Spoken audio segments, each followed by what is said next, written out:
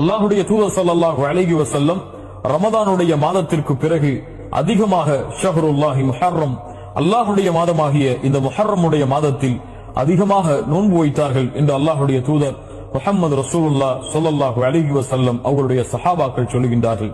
அல்லாஹ்வின் மாதம், அல்லாஹ்வுடைய தூதரால் கண்ணியப்படுத்தப்பட்ட மாதம், மூசா அலைஹிஸ்ஸலாம் ஃபிரௌனிடமிருந்து காப்பாற்றப்பட்டு அல்லாஹ்வின் வெற்றியை அடைந்த இந்த மாதம், அந்த மாதத்தில் அல்லாஹ்வுடைய தூதர் ஸல்லல்லாஹு அலைஹி வஸல்லம் 10வது நாள் நோன்பு வைக்கும்படி ஏவினார்கள். 9வது நாள் அடுத்த ஆண்டு நான் உயிரோடு இருந்தால் நோன்பு வைப்பேன் என்று தன்னுடைய ஆசையை வெளிப்படுத்தினார்கள். கண்ணியத்துக்குரியவர்களே, அல்லாஹ்வுடைய தூதருடைய வழிமுறையின் அடிப்படையில் இந்த ஆஷராவுடைய தினத்தையும் அதற்கு முன்னால் இருக்கக்கூடிய 9வது தினத்தையும் நோன்பில் கழிப்போம்.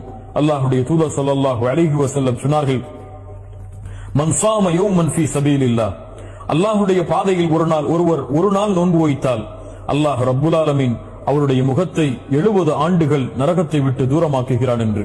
அல்லாஹ் அக்பர். நோன்பிற்கு அவ்வளவு கூலி இருக்கிறது. அதுவும் அல்லாஹ்விடத்திலே உயர்ந்த மாதமாகிய முஹர்ரம் மாதத்தில் செய்யக்கூடிய கூலிகளுக்கு அதிகமான கூலிகள் இருக்கிறது.